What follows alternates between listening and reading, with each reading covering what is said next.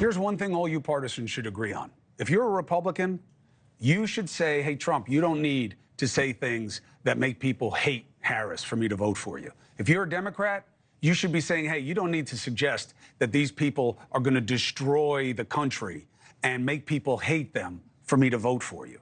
Because I'll tell you what, it's getting worse. After that second attempt on Trump, and that's what it was, the guy wanted to kill him. One of his fiercest supporters, Florida GOP member of Congress, Paulina Luna, says she was the subject of a very serious shooting threat. She said in a statement today, the threats against her have increased in the past few weeks. The left is who she blames. They continue to push a radical agenda of hate and rhetoric that leads to violence. And she joins us now. Thank you for taking the time. I'm sorry that the family has to deal with this.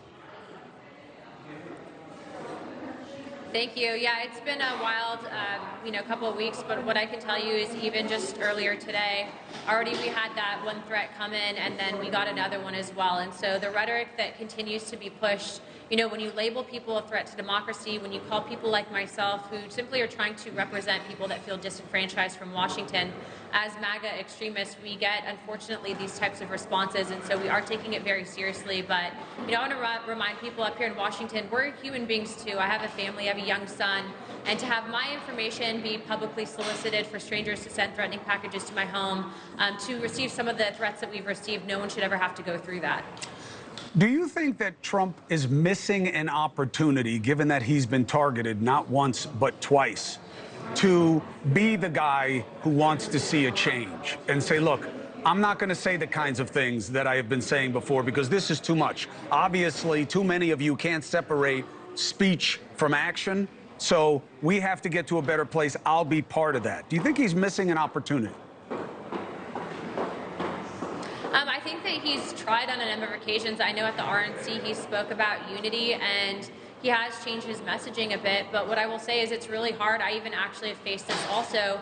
I'll take my experience, for example. Just after I had posted what had happened, I had a outlet that's largely left-leaning actually tried to post that I was, if anything, alleging, almost implying that I was making it up. And of course, I'm going to provide the evidence to the people after the investigation is concluded, because I think it's important for people to hear and see exactly what's happening.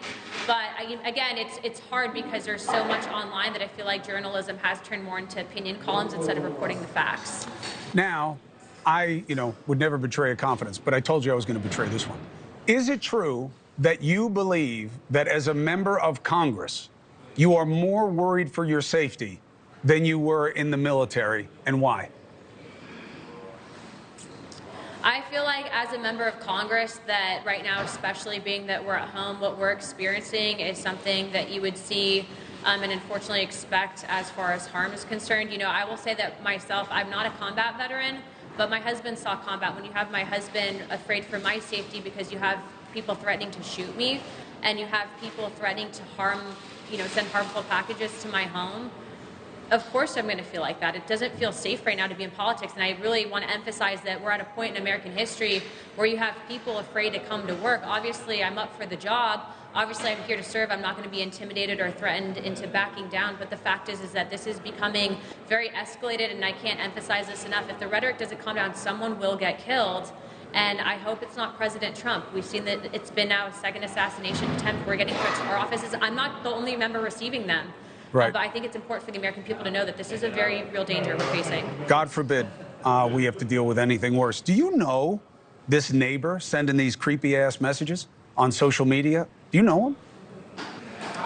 No, I don't know him personally, and what I will say is, I only found out about that because one of our constituents had reported that my information was being solicited online and that there was information requesting people to send suspicious and threatening packages to my home.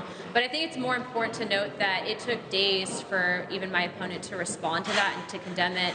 And I think no matter what, I don't care if you're a Democrat, Republican, or independent, violence should not be tolerated. So the fact that it took so long for them to respond, it was only because there was a public outcry that this is unacceptable, I think, from a lot of people, to include people in the press. Does it hit different when it's someone who, lives near you?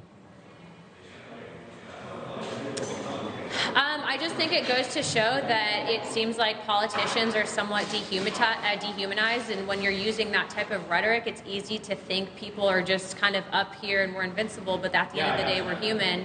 And I would argue that, that person probably doesn't know what it's like to be a young mom and have a 1-year-old at home and to be publicly sending out my information to people. It's really scary. I'm glad that I have law enforcement backing me on it and that they're investigating. But again, I put that information out there, and then you see some of the articles that come out making it seem like it's been alleged, and it hasn't. It's a very serious open investigation. And when the time is right, I'm going to present that information to the American people because it's important that they know what's happening in their country. Anna Paulina Luna, I will come at your ideas, but I will also come at anybody who comes at you personally. Thank you for serving in Congress. Thank you for coming here to tell what's going on. You're always welcome.